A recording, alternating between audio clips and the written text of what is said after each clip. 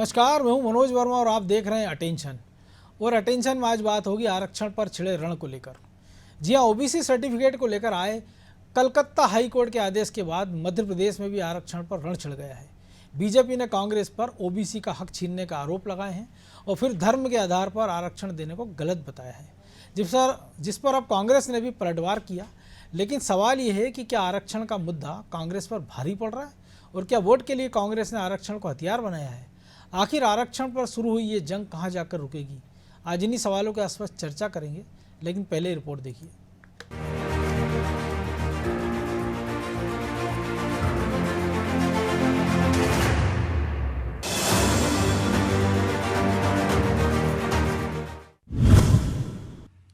आरक्षण पर फिर आर पार, ममता के बहाने कांग्रेस पर वार। उधर कलकत्ता हाई कोर्ट ने बंगाल की ममता बनर्जी सरकार को झटका दिया और 2010 से अब तक जारी लगभग 5 लाख ओबीसी प्रमाण पत्रों को रद्द किया। तो इधर मध्य प्रदेश में इसको लेकर सियासत गर्मा गई। बीजेपी ने ममता के बहाने कांग्रेस को निशाने पर लिया और दलित आदिवासियों के हक छीनने के आरोप मढ़ दिए। बीजेपी ने आरोप लगाया है कि कांग्रेस ने गरीबों के हक पर डाका डालने का काम किया है। जाहिर है कि कांग्रेस सरकार ने कर्नाटक और आंध्र प्रदेश में मुस्लिमों को ओबीसी कैटेगरी में शामिल किया है। लिहाजा बीजेपी अब ममता के सहारे कांग्रेस पर प्रहार कर रही है। जनता पार्टी हमेशा सबका साथ सबका विकास की बात करती आई है और धार्मिक आधार पर आरक्षण का विरोध करती आई है।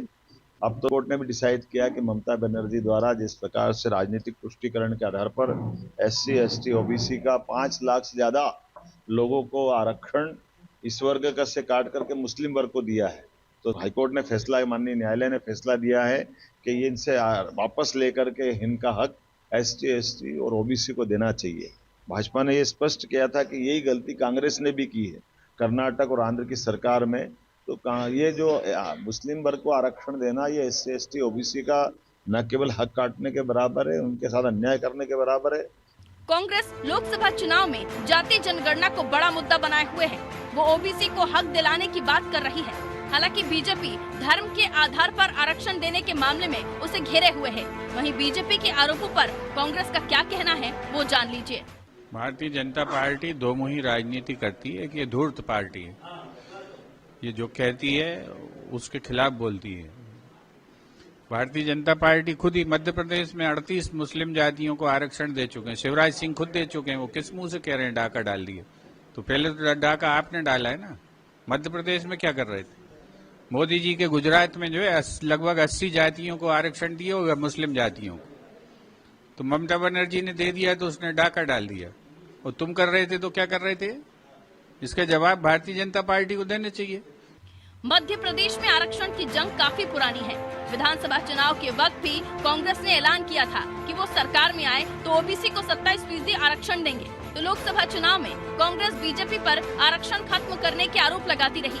लेकिन अब ममता को कोर्ट से झटका लगा है। उस पर बीजेपी कांग्रेस को निशाने पर लिए हुए है। खैर, आरक्षण का मुद्दा MP में चुनाव के बाद भी गूंज रहा है और इसको लेकर ये बयानबाजी कब खत्म होगी कहना मुश्किल है।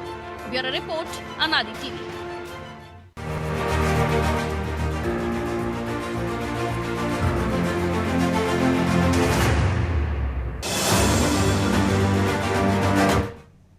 तो इसी पर चर्चा करने के लिए हमारे साथ जुड़ गए वरिष्ठ पत्रकार खिलावन चंद्राकर और हमारे सहयोगी प्रभु पटेरिया और ब्रजेश चौक से। वो स्वागत है खिलावन जी आपका अनादि TV में। नमस्कार। नमस्कार। नमस्कार खिलावन जी, मध्य प्रदेश में हालांकि चुनावी हो चुके हैं, लेकिन जिस प्रकार से मुद्दा उछला है पश्चिम बंगाल का और बीजेपी ने इसको लपका है पूरे देश भर में।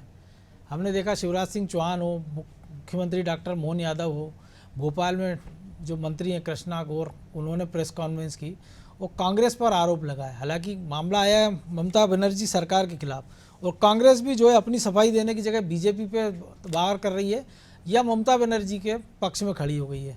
लेकिन आरक्षण का मुद्दा मध्य प्रदेश में भी नया नहीं है। जब कमलनाथ सरकार बनी थी और जब आरक्षण की बात हुई थी ओबीसी आरक्षण को लेकर, उसका जो पेंच फंसा हुआ, उसका खामियाजा लाखों कर्मचारी आज तक भुगत रहे हैं और वो स्टूडेंट भुगत रहे हैं जो भी अलग अलग कंपटीशन एग्जाम में बैठे हैं, अलग अलग नौकरियों के लिए जिन्होंने परीक्षा पास कर ली है और या तो उनको कोर्ट जाना पड़ रहा है या कोर्ट के निर्णय का इंतजार कर रहे हैं। तो क्या मध्य प्रदेश में इसका कोई मुद्दा आपको लग रहा है कि बनता नजर आ रहा है? देखिए मनोज जी, सबसे महत्वपूर्ण बात यही है कि हमारे संविधान में वंचित वर्ग को आरक्षण देने का प्रावधान पहले से है। पहले अनुसूचित जाति और अनुसूचित जनजाति के लोगों को आरक्षण दिया जाता था। बाद में मंडल कमंडल जब लागू हुआ तो ओबीसी को, अन्य पिछड़ा वर्ग को भी आरक्षण दिया जाने लगा। और जहां तक आरक्षण पर अब राजनीति जिस तरह से हो रही है, उसकी शुरुआत हम कर्नाटका और आंध्र प्रदेश से ही करते हैं, जहां हाल ही में जो है मुस्लिम वर्ग को भी आरक्षण दिया गया है। तो इसीलिए एक तरह से मुद्दा भाजपा को मिला था और पूरे चुनाव भर जो 5 चरण के चुनाव संपन्न हुए, पूरे हर चरण में इस बात का उल्लेख हुआ और यह कहा गया कि धर्म के आधार पर आरक्षण देने की शुरुआत जो है कांग्रेस ने कर दी है और वो सत्ता पे आएगी, इंडिया जो है सत्ता पे आएगी तो धर्म आधार पर देश में आरक्षण देने की एक प्रथा चालू हो जाएगी। लेकिन मनोज जी, एक महत्वपूर्ण बात मैं बताना चाहता हूँ जी। देश के कई राज्य ऐसे हैं जहां मुस्लिम वर्ग को, बौद्धों को, सिखों को और सिंधियों को जो है अन्य पिछड़ा वर्ग के कुछ जातियों में शामिल कर कुछ लोगों को आरक्षण पहले से प्राप्त होता रहा है।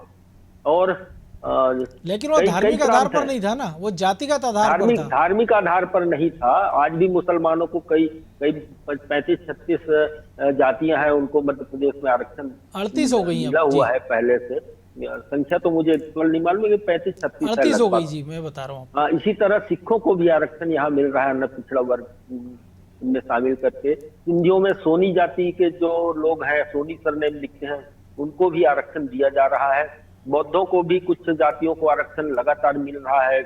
तो मुझे लगता है कि इस पर बहुत ज्यादा राजनीति की जरूरत नहीं है। और ताजा घटनाक्रम जो है आपने पश्चिम बंगाल का देखा होगा। निश्चित रूप से कलकत्ता हाई कोर्ट ने 2010 के बाद जो जारी हुए हैं ओबीसी प्रमाण पत्र, उसको निरस्त करने की जो कार्रवाई की है, कुछ उसमें कम्युनिस्ट सरकार के समय जारी हुए हैं, कुछ ममता सरकार के समय। हाँ, दोनों समय के हैं वो। और क्योंकि मुझे लगता है कि इस पर जो है गंभीर है, बहुत ममता जो है वो गंभीरता से बात कर रही है और बहुत मुझे लगता है हाई कोर्ट के जो आदेश है उसके खिलाफ भी जाने तक की बात उसमें कह दी है। संभवतः सुप्रीम कोर्ट में अपील भी कर सकती हूँ। लेकिन मुझे लगता है कि वंचित वर्ग, आर्थिक आधार पर जो वंचित वर्ग है, चाहे किसी धर्म का हो, चाहे किसी जाति का हो, चाहे किसी संप्रदाय का हो, उन्हें आरक्षण मिलना चाहिए। और यदि तो उसके लिए ईडब्ल्यूएस की व्यवस्था है तो सही, और 10% सवर्णों के लिए अलग से व्यवस्था कर दी केंद्र सरकार ने।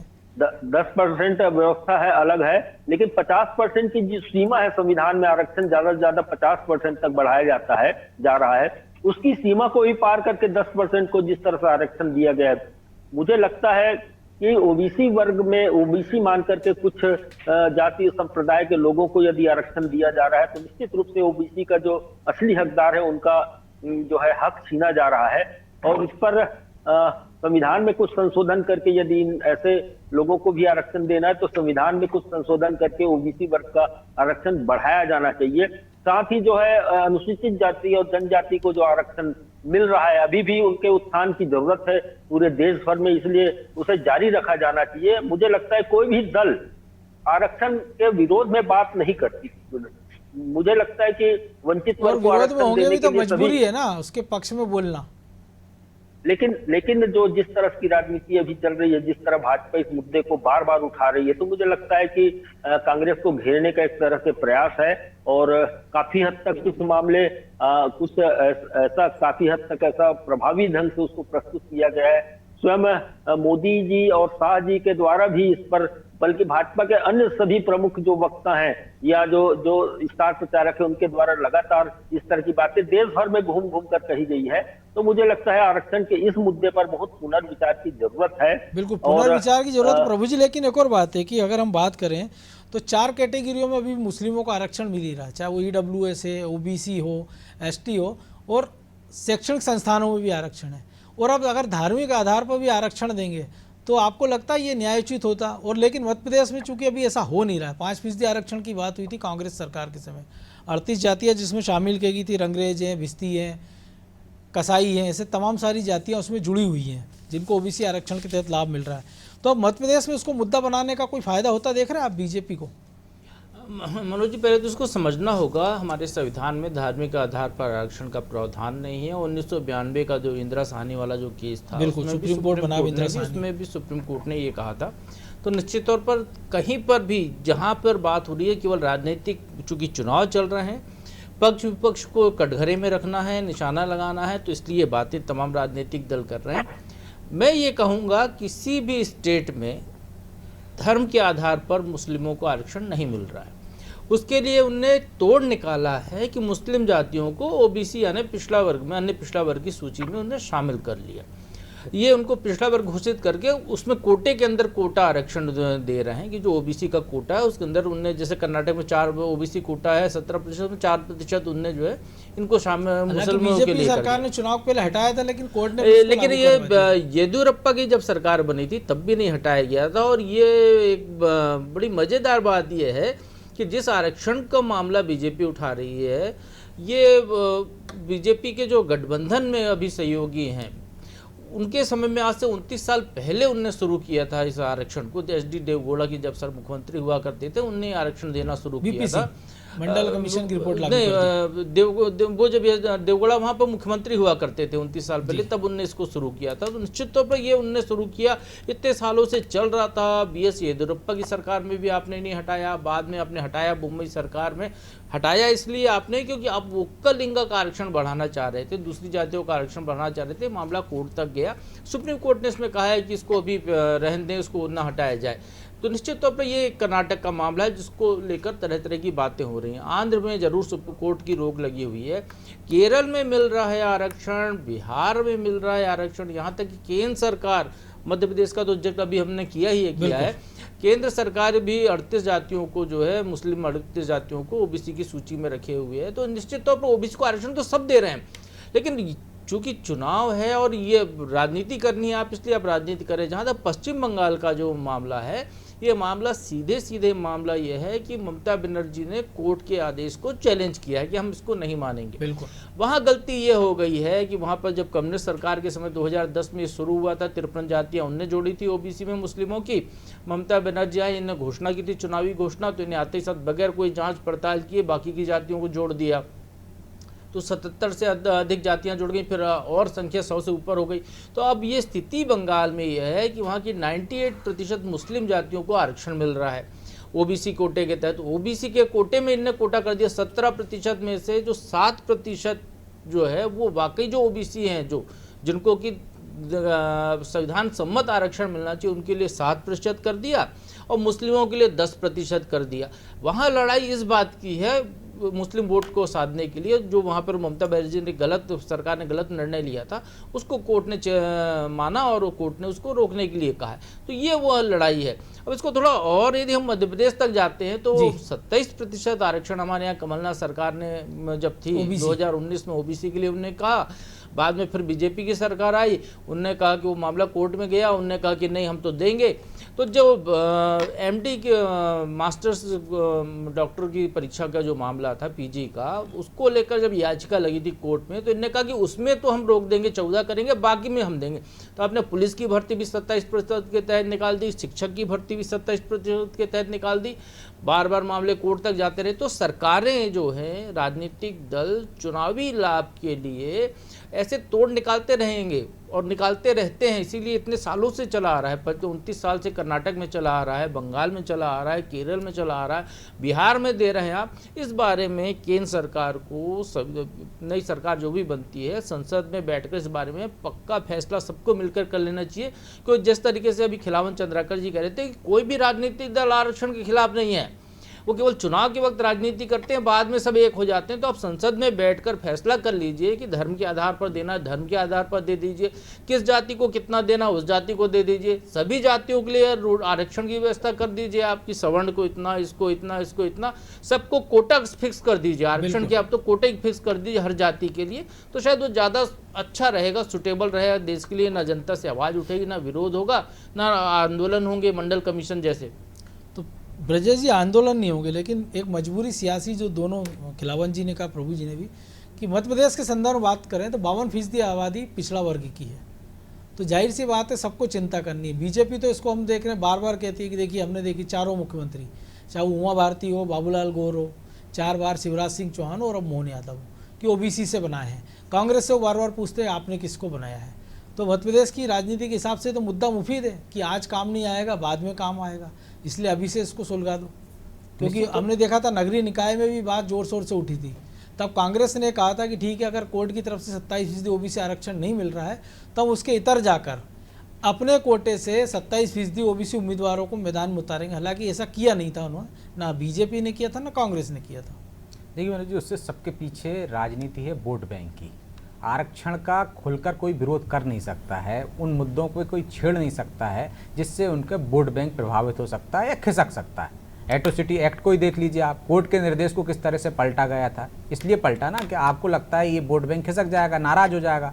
आरक्षण की आग मध्य प्रदेश में ही नहीं पूरे देश में जिस तरह से राजनीतिक दल अपने लाभ के लिए भड़का रहे हैं, ये निश्चित तौर पर लोकतंत्र के लिए नुकसानदायक है। आरक्षण की समीक्षा होनी चाहिए, उस पर विचार होना चाहिए। मैं आरक्षण के विरोध में नहीं हूँ, लेकिन आरक्षण जिन लोगों को मिलना चाहिए, जिनको आप जिस समाज के तबके को आप ऊपर लाना चाह रहे हो, आप देखिए आज़ादी के बाद से लगातार आरक्षण मिल रहा है। क्या वो समाज का तबका ऊपर आया है?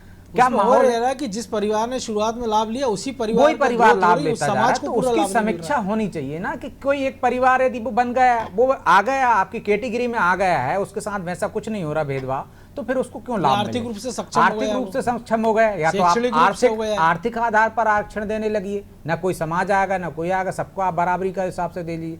चलिए आप जातिगत आधार पर आरक्षण दे रहे हो, आप लगातार अपने राजनीतिक लाभ के लिए उसमें इजाफा कर रहे हो मनोज, जबकि होना क्या चाहिए था, घटोत्कच होनी चाहिए, इसमें घटते क्रम में जाना चाहिए था। एक समय ऐसा आना चाहिए कि आरक्षण क्यों, फिर आप जो काबिलियत के आधार पर मिलने लगे, समाज का सारा तबका बराबर आ जाए। तो ऐसी कोई सरकारें कोशिश कर रही हैं कि एक दौर ऐसा आए कि हम 5 वर्षीय योजना बना रहे हैं, 10 वर्षीय योजना, जिस परिवार में 2 पीढ़ी 3 पीढ़ी ने आरक्षण का लाभ ले लिया उसको बाहर कर दिया जाए। लोग स्वेच्छा से आरक्षण छोड़ते क्यों नहीं? यदि आप सब्सिडी छोड़ रहे हैं तो मैं खड़े होकर आज कह सकता हूं कि मैं ओबीसी में आता हूं, लेकिन मैं इस आरक्षण का लाभ नहीं लूंगा क्योंकि मुझे जरूरत नहीं है। लोगों को पहल करें, सरकार को कोशिश करनी चाहिए, लेकिन कौन करता है? कोई कोशिश नहीं करता मनोज जी, क्योंकि वोट बैंक का खतरा रहता है। इसलिए आप लगातार जातियों में इजाफा करते जाते हो, आप उनमें बढ़ाने की कोशिश करते हो। पश्चिम बंगाल से लेकर चाहे मध्य प्रदेश से लेकर चाहे राजस्थान में किसी भी राज्य में चले जाइए, राजनीतिक दलों को अपने मुफीद अपने वोटर को बढ़ाने के लिए उसका बढ़ावा करता है। जो पश्चिम बंगाल में किया ममता बनर्जी क्यों दे रही हैं अल्पसंख्यकों के लिए?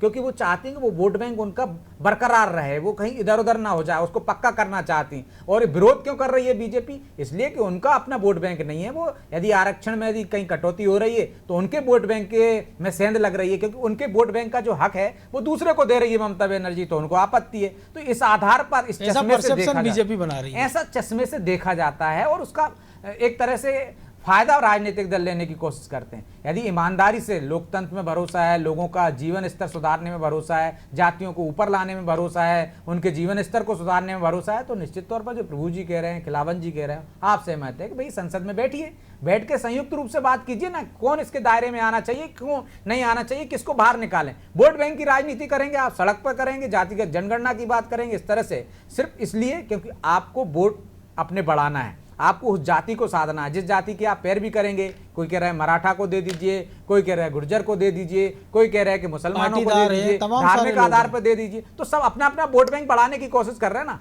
आप समाज में बेमनस्यता फैला रहे हैं। तो जिस तरह से दलित एजेंडा आया था मध्य प्रदेश में, कितना नुकसान किया उसने। आप किसी गांव में जाकर देख लीजिए मनोज, गांव में संयुक्त रूप से रहते थे, भाईचारे से रहते थे। जो दिग्विजय सिंह लेके आए सर्वाधिक मामले वही नरसिंहगढ़ में और उसका खामियाजा सरकार को भुगतना पड़ा। तो मुझे लगता है आरक्षण पर जितना ये कमजोर है, जितना आप इस पर जोर देंगे, जितना आप इसको भड़काएंगे, कहीं ना कहीं ये राजनीतिक दलों को भी नुकसानदायक होगा। तो उस पर समीक्षा होनी चाहिए, उस पर इस तरह से एक नया कानून बनना चाहिए। कोई कानून आपने बनाया है उसमें सुधार की गुंजाइश होनी चाहिए। आप देखिए दहेज प्रथा का मामला है, एक समय आप गैर जमानती था, लेकिन जब आपको लगा ना, सरकार को लगा, कोर्ट को लगा कि इसके दुरुपयोग हो रहे हैं, तो उसमें संशोधन हुआ ना। तो आप आरक्षण पर क्यों ऐसी बात नहीं करते? क्यों उस चीज पर आप पीछे हट जाते? दो पहलू देख रहे हैं ना कि अगर 17 साल 8 महीने का वाला किशोर 2 इंजीनियरों को कुचल देता है तो आप उसको निबंध लिखवा के जमानत दे देते हैं, और एक नाबालिग जो उत्तराखंड में एक वीडियो वायरल कर देता है एक नाबालिग का,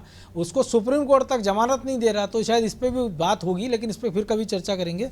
लेकिन खिलावन जी, सबसे बड़ा सवाल ये है कि जो नितिन गडकरी ने भी कहा और आप हम देख रहे हैं सब लोग कि सरकारी नौकरी बची कितनी है, सरकारी शिक्षण संस्थान ऐसे बचे कितने हैं जहाँ पे क्वालिटी एजुकेशन मिल रही हो, तो फिर इस आरक्षण पर इतना हल्ला क्यों? क्योंकि जब नौकरियाँ है ही नहीं, सरकारें नौकरियाँ दे ही नहीं रही, संविदा भर्ती कर रही हैं, तो इसको इतना बड़ा इशू क्यों बना रही है राजनीतिक दल भी? देखिए मनोज जी, सिर्फ आरक्षण जो है नौकरियों पर ही नहीं होता, अन्य बहुत सारे काम है। शैक्षणिक संस्थाओं में प्रवेश के लिए इसकी जरूरत होती है। नहीं, वो तो मैं जिक्र कर रहा हूँ कि छात्रवृत्ति है, तमाम सारी सुविधाएं हैं, छात्रवृत्ति के लिए इस तरह की जरूरत पड़ती है। प्राइवेट में भी लागू कर दो आप आरक्षण व्यवस्था, वो तो बातें उठ ही रही है तमाम तरह की। जी, बहुत सारी बातें, लेकिन हम सब चारों के चारों इस बात से सहमत है कि आरक्षण पर पुनर्विचार होना चाहिए। आरक्षण की जो वर्तमान में दी जा रही है उसकी समीक्षा होनी चाहिए। धार्मिक आधार पर आरक्षण नहीं दिया जाना चाहिए, इस बात पे हम सब सहमत हैं।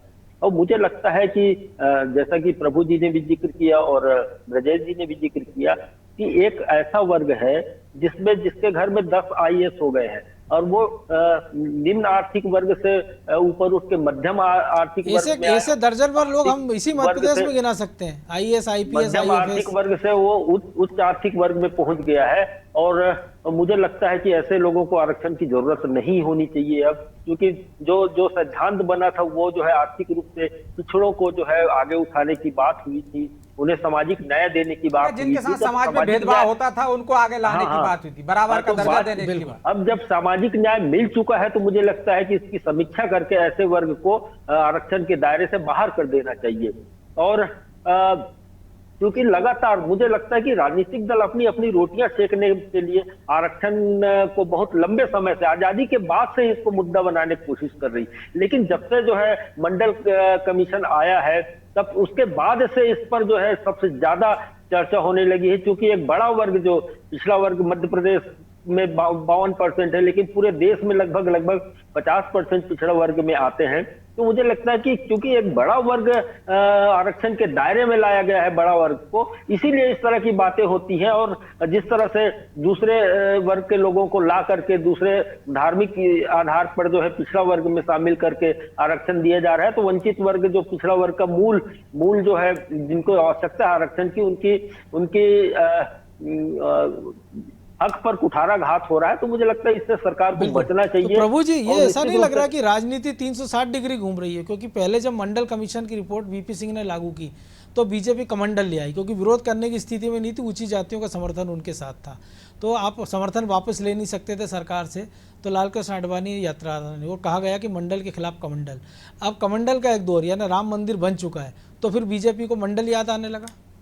नहीं, देखिए बीजेपी सपोर्ट नहीं कर रही है मनोज जी। अब देखिए बीजेपी अभी भी वहीं स्टैंड कर रही है। कमंडल यानी बहुसंख्यक वोटों को अपनी तरफ करना देश के, वो तब भी बीजेपी का एजेंडा था, उसके दम पर वो सरकार में आना चाहती थी। अभी उसी के दम पे वो सरकार में बहुसंख्यक वोटों को अपनी तरफ करके तो फिर उसी मुद्दे को कर रही है, वो बहुसंख्यकों को अपनी तरफ लाना चाहती है। वो मुख्यमंत्री प्रधानमंत्री की बात सुनिए, वो कह रहे हैं मैं धर्म के आधार पर देश में आरक्षण नहीं चलने दूंगा। प्रधानमंत्री की ये बात यदि वाकई में है तो निश्चित तौर पर हम उम्मीद करते हैं कि फिर तीसरी बार यदि वो आते हैं तो वो आते समय सबसे पहले फैसला यही ले कि देश में जहाँ, जैसे मैंने कहा कर्नाटक में 29 साल से चल रहा है, पश्चिम बंगाल में चल रहा है, केरल में चल रहा है, केंद्र सरकार की सूची में 38 जातियां हैं, तो फिर धर्म के आधार पर पूरी तरह हटाया जाए। और ये जो बैकडोर एंट्री का जो रास्ता है, जो लूप होल नेता निकाल लेते हैं, अधिकारी निकाल लेते, ब्यूरोक्रेट्स, ये रास्ते बंद होने चाहिए कि आप जो है धर्म के आधार पर तो आरक्षण नहीं दे रहे, लेकिन उन जाति मुस्लिम वर्ग के लोगों को पिछड़ी जाति में शामिल कर ले। तो हम तो बिहार देख रहे एक कदम आगे, उन्होंने दलित, अति दलित, अति पिछड़ा, एक नई कैटेगरी बना दी है। बहरहाल वक्त की कमी है, आप तीनों का बहुत धन्यवाद। तो निश्चित तौर पर ये एक ऐसा ज्वलंत मुद्दा है जिस पर बहस के साथ साथ आम लोग जो आरक्षण का लाभ ले रहे हैं, खास तौर से वो लोग जिन्होंने 2-3 पीढ़ियों तक लाभ लिया, आर्थिक रूप से सक्षम हो गए, शैक्षणिक रूप से सक्षम हो गए, उनको भी इस बारे में विचार करना चाहिए कि उनकी समाज के बाकी लोगों को कैसे लाभ मिले। और जहाँ तक धार्मिक आरक्षण की बात है तो संविधान में जो कुछ लिखा उसके हिसाब से करना चाहिए, लेकिन सबसे बड़ा सवाल यही है क्या राजनीतिक दल इसके लिए तैयार होंगे? और वोट बैंक की राजनीति के खातिर क्या वो बार बार लूप होल नहीं तलाशते रहेंगे? अटेंशन में आज इतना ही, मुझे दीजिए इजाज़त और आप देखते रहिए अनादि टीवी। नमस्कार।